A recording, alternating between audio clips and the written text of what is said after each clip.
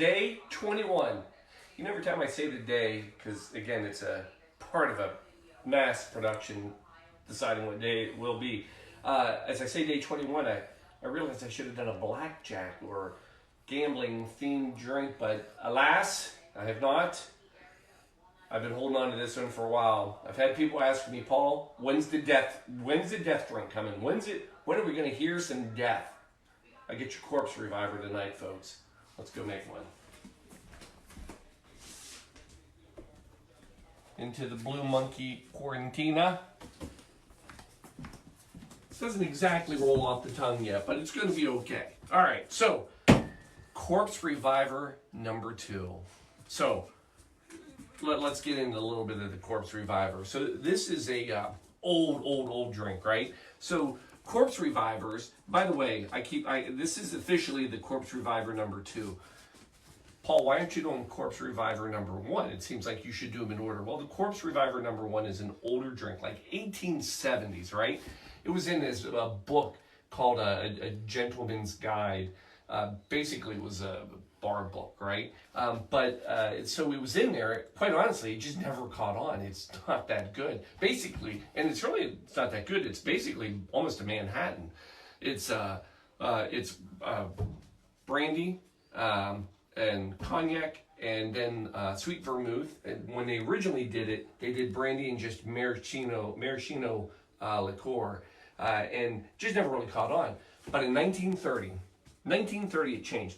Harry Craddock, he came up with the corpse reviver number 2. Now, these were meant to be, for God bless, it was wonderful. It was basically a pick-me-up drink. These were the hair of the dog type drinks, right? So these were meant, corpse reviver, when you had too much to drink the night before, this was your go-to. I needed this today.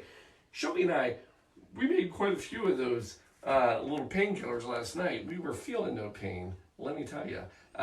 Fun stuff. Anyway, so let's get into this. So yeah, these were meant to be basically medicinal cocktails to really get you up and going.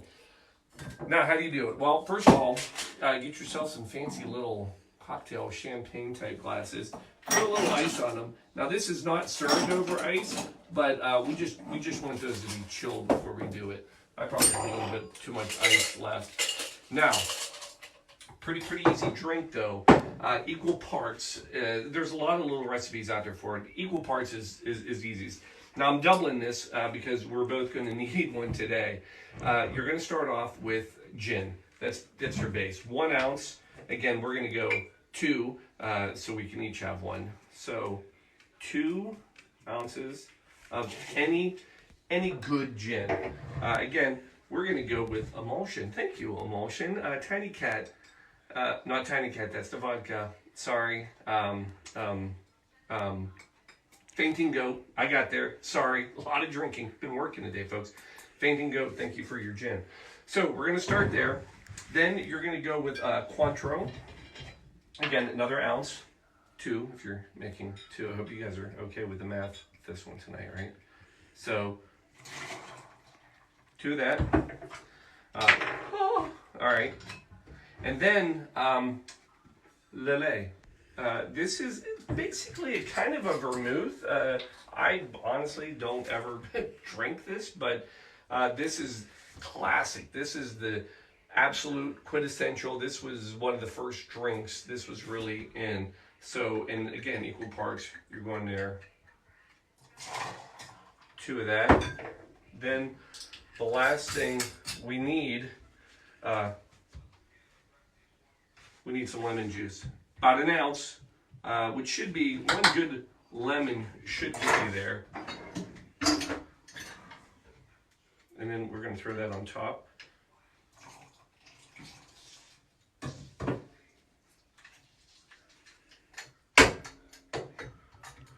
One more. Hair of the dog, by the way, another funny little fact.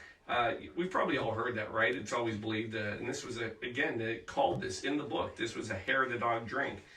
And the idea, what they said was, the idea of the hair of the dog. But do you know where that saying comes from? It's a Scottish saying.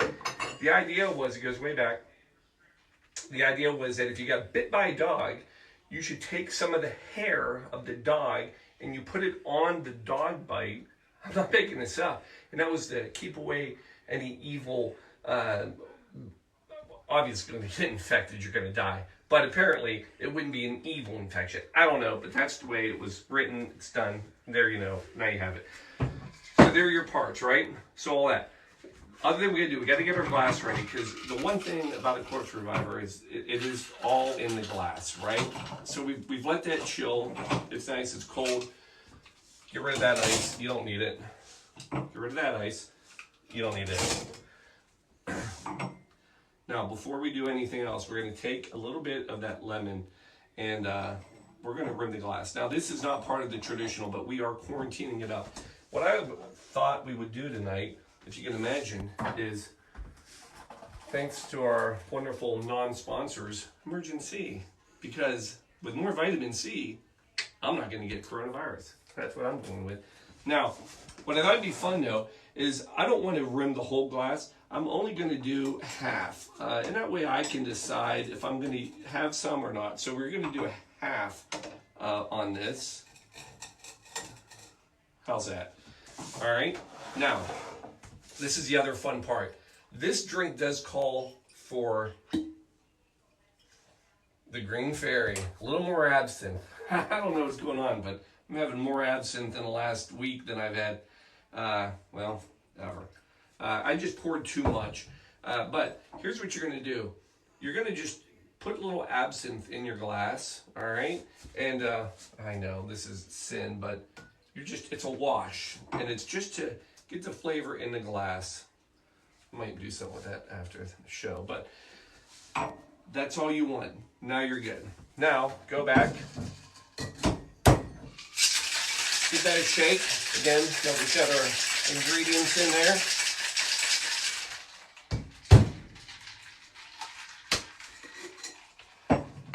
I don't know if I'm getting better at that or not. So, Harry Craddock, again, he's the one who's, I'm just going to pour these in over that nice absinthe glass that we've made. It was said that one of these would revive a corpse. I don't disagree. It was also said that if you have a couple, that can be okay. But if you have more than 4, swiftly consuming them, he said, that it would unrevive the corpse and you'd be right back where you started. So, last thing we're going to do is, we're going to do, I gotta grab yours, a little peel for a little flavor. We're going to, so that is, so we can just get a little of that in there. I know it doesn't look like anything's happening. And then for our decoration, we're just going to put that right in there.